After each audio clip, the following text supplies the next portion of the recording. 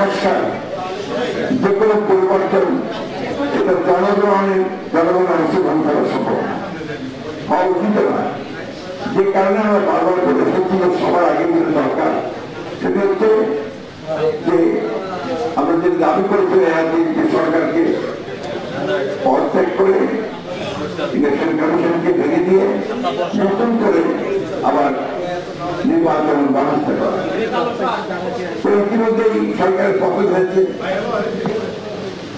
Parliament ভেঙে দেওয়া হয়েছে এবং ইতিমধ্যেই অন্তর্বর্তীকালীন সরকার তার দায়িত্ব নিয়েছেন এই রাষ্ট্রকে আপাতত পরিচালনা করবার এবং নির্বাচনের ব্যবস্থা করবার জন্য। আমি যেটা বিশ্বাস করি, আমার দল যেটা বিশ্বাস করে হচ্ছে যে ধরনের মেজর প্রবলেমগুলো পরিবর্তনগুলো মৌলিক যে পরিবর্তন আনবে সেই পরিবর্তনগুলো বাগানকে যেতে করি না আমরা, সেটা কখনোই জনগণের মতামত করা সম্ভব নয়। তার জন্য একমাত্র জায়গা হচ্ছে পার্লামেন্ট। সুতরাং পার্লামেন্ট নির্বাচন করতে হবে, সেটা যেন একেবারে দ্রুত অবাধ সুষ্ঠুভাবে হয় সেই জন্য আমরা করেছি যে একটা নিরপেক্ষ সরকারের অধীনে সেই নির্বাচন হতে হবে এবং নিরপেক্ষ অবাধ নির্বাচন হতে হবে। এখন নিরপেক্ষ সরকার আছে, আমরা ভেঙে দেওয়া হয়েছে নির্বাচন কমিশন। এই নির্বাচন কমিশনকে গঠন করতে হবে নতুন করে নিরপেক্ষতার সঙ্গে এবং এই নির্বাচন করার জন্য একটু নিরপেক্ষ করার জন্য জনগণের কাছে গ্রহণযোগ্য হওয়ার জন্য অবাধ করার জন্য সমস্ত জনগণের অংশগ্রহণের মধ্যে দিয়ে যেন নির্বাচিত হয় তার জন্য সত্যিকার অর্থেই একটি নিরপেক্ষ সরকার দিয়ে নির্বাচন করতে হবে। সেই নির্বাচনের পরেই যারা নির্বাচিত হবেন তারা সিদ্ধান্ত নেবেন যে কোন পরিবর্তন দরকার। এটা কি আপনার শুধু পরিবর্তনের দরকার না, আবার নতুন করে লিখতে হবে? অনেক প্রশ্ন নিয়ে আসছেন আজকে, নতুন করে লিখতে হবে নাকি একেবারেই বাতিল করে নতুন সংবিধান আনতে হবে? সেটা সেই পার্লামেন্টই সিদ্ধান্ত নেবেন আমরা। এবং সেই জন্য আমরা বারবার করে যে কথা বলেছি যে আওয়ামী লীগ হাসিনার সরকার তার দীর্ঘ 15-16 বছর ধরে এই দেশের রাজনীতি এবং অর্থনীতি যে ক্ষতি করেছে সেটা নির্বাচন ব্যবস্থা বলতে কিছু নেই, গণতন্ত্র ব্যবস্থা বলতে কিছু নেই। গণতন্ত্রের যে প্রতিষ্ঠানগুলো সেই প্রতিষ্ঠানগুলোকে সবগুলো ধ্বংস করা হয়েছে, প্রশাসনিক ব্যবস্থাকে ভেঙে ফেলা হয়েছে, অর্থনৈতিক ব্যবস্থাকে একটা লুটপাটের রাজত্ব সৃষ্টি করা হয়েছে এবং জুডিশিয়ারি বিচার ব্যবস্থাকে যে একইভাবে কুক্ষিগত করে বিবেকরণ করে সেটাকে ধ্বংসের শেষ বাজারে নিয়ে গেছে। শুধু একটা সুষ্ঠুভাবে নির্বাচন করতে গেলে ন্যূনতম যে পরিবর্তনগুলো দরকার সংস্কার দরকার সেটা নিতে হবে। অর্থাৎ নির্বাচন কমিশনের যে পরিবর্তন সংস্কার দরকার সেটা করতে হবে, প্রশাসনিক কাঠামোর যে পরিবর্তন সংস্কার দরকার সেটা করতে হবে, একই সঙ্গে জুডিশিয়ারিতে যেটা করা দরকার সেই পরিবর্তন করতে হবে করে অবিলম্বে নির্বাচনের ব্যবস্থা করতে হবে। আমাদের দুর্ভাগ্য এই দেশের জাতি যখনই আমরা একটা সুযোগ পাই, আজকে ছাত্র জনতা দলের মুখে রক্ত দিয়ে সুযোগ তৈরি করে দিয়েছেন আমাদেরকে সামনে এগিয়ে যাবার, আমাদের ব্যবস্থাকে উদ্ধার করেন একটা অনুকূল ভাবে জনগণকে চায় সেভাবে নিয়ে আসার, সেটাকে নস্যাৎ করবার জন্য নষ্ট করবার জন্য ইতিমধ্যেই আপনার কাজ শুরু হয়েছে।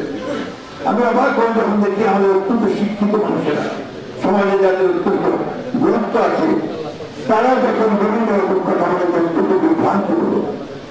যারা দায়িত্ব পেয়েছেন, এই সরকার যাদেরকে দায়িত্ব দিয়েছে তাদের মধ্যে অনেকে যখন বলেন নতুন দল তৈরি করতে হবে তখন বিস্মিত না হয়ে পড়া যায় না।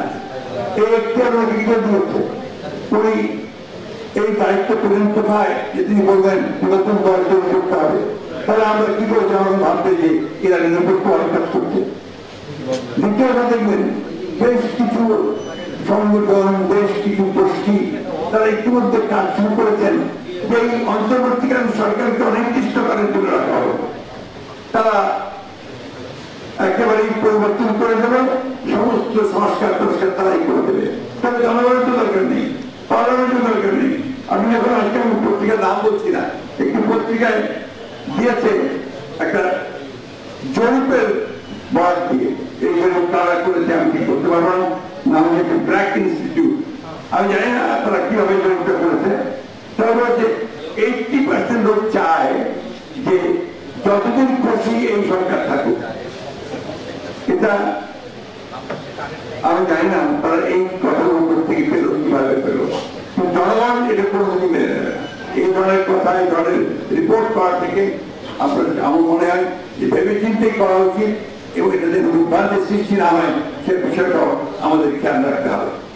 আমি বক্তব্য দীর্ঘ করবো না, আমি একটা কথা শেষ কথা বলতে চাই।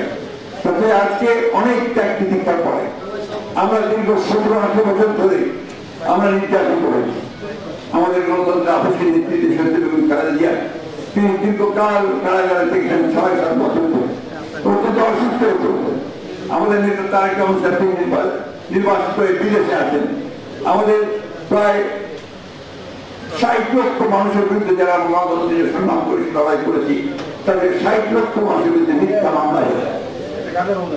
আমি আজকে এই সভা থেকে করছি আহ্বান জানাচ্ছি সরকারকে অবিলম্বে এই মিথ্যা মামলাগুলো, যেগুলো হয়রানিমূলক মামলা করা হয়েছে, গায়েবী মামলা করা হয়েছে, তার সংখ্যা প্রায় 1,45,000-এর মতো, অবিলম্বে প্রত্যাহার করা হবে।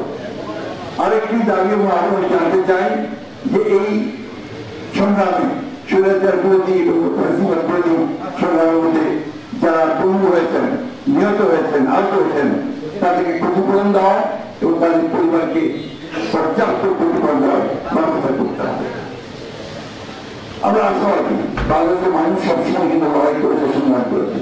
যখনই তাদের উপরে অত্যাচার নির্যাতন নিপীড়নের মাত্রা চরমভাবে বেড়ে গেছে, যখন শাসক গোষ্ঠী বাংলাদেশের মানুষকে তারা পুরোপুরিভাবে ব্যবহার করতে চেয়েছে, তখন মানুষ কিন্তু বিদ্রোহ করেছে।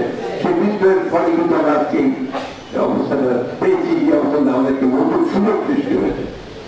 আসুন আমরা সবাই মিলে এই সুযোগ থেকে কাজে লাগিয়ে সত্যিকার অর্থে দ্রুত সময়ের মধ্যে আমাদের জনগণের নির্বাচিত একটি পার্লামেন্ট নিয়ে তারাই সংস্কার সমাধান করতে পারি, সেই চেষ্টাটা আমাদের করতে হবে। আরেকটি কথা আমি এই অন্তর্বর্তীকালীন সরকার গঠনকে বলতে চাই যে এখনো আপনাদের প্রশাসনে কিন্তু সেই সমস্ত ব্যক্তিরা রয়ে গেছেন যারা ফ্যাসিস্ট সরকার রেজিমকে দীর্ঘস্থায়ী করার জন্য লুণ্ঠন, দুর্বৃত্তায়ন এবং সমস্ত প্রতিষ্ঠানকে ভেঙে ফেলার জন্য তারা কাজ করেছে, মদত দিয়েছে, প্রশ্রয় দিয়েছে, তাদেরকে এখনো কিন্তু সেই সব জায়গা থেকে অপসারণ করা হয়নি। আমি আহ্বান জানাবো অতি দ্রুত তাদেরকে চিহ্নিত করে মূল জায়গাগুলো যেখানে আপনার পরিস্থিতির সময় সেই জায়গা থেকে সরিয়ে দিয়ে এই দেশকে অন্তত একটা এমন একটা কাঠামো তৈরি করেন যেখানে নিরপেক্ষ নির্বাচন হতে পারে, যেখানে লেভেল প্লেইং ফিল্ড তৈরি হতে পারে, সমস্ত রাজনৈতিক দলগুলো তাদের প্রোগ্রাম নিয়ে তারা জনগণের সামনে উপস্থিত হতে পারেন, জনগণ সঠিক সিদ্ধান্ত নিতে সক্ষম হয়। ধন্যবাদ আমাদের সকলকে।